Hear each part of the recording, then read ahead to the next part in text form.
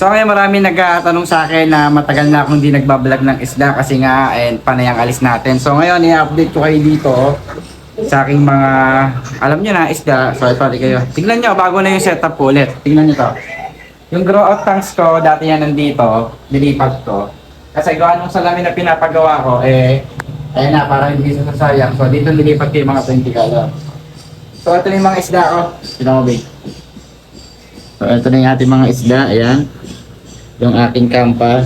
Yan na binebenta ko na yan lahat guys. Ayan binebenta na natin yan. At siyempre ito pa. Ayan. Alam mo to. Ayan. So ito yung mga kampa natin. All goods naman kahit malamig. Ito yung dagang ko. Binebenta ko na rin yan. Prehead na yata to.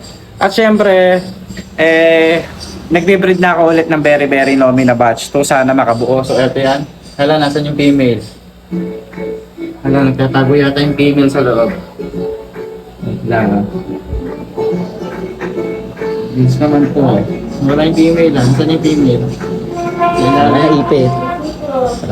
Magkakago ate. Ayun yung female. Ala. May bangas ni Kas. Ala, binangasan. Aray ko.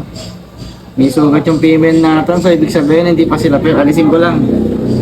Alisin ko muna. Alisin ko muna ito. Alisin muna natin dahil ayan, may sugat oh. Kinagat na ni dito.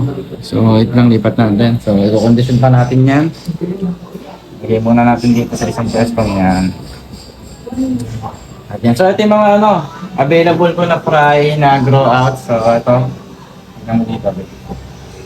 Ayan yung mga available natin. Ayan, medyo malabo lang. Ayan, 500 na lang yan dito ha. So, ayan, nagtatago kasi malamig yung tubig eh. So, ayan yung mga available. And so, ito pa, yung mga nandito. Ayan. Yan yung mga available natin na fry. So, at ito pa sa kabila, ito. 10 gallon. So, ito na yung, ito yung in-offer ako na nagsasabi bakit hindi ako gumamit ng channel. So, gagamit naman ako ng channel kaso ayaw ni mama kasi ginagamit daw yun. Ba't ko daw gagamitin sa EP? So, ito naman siya masigla, oh. Oh.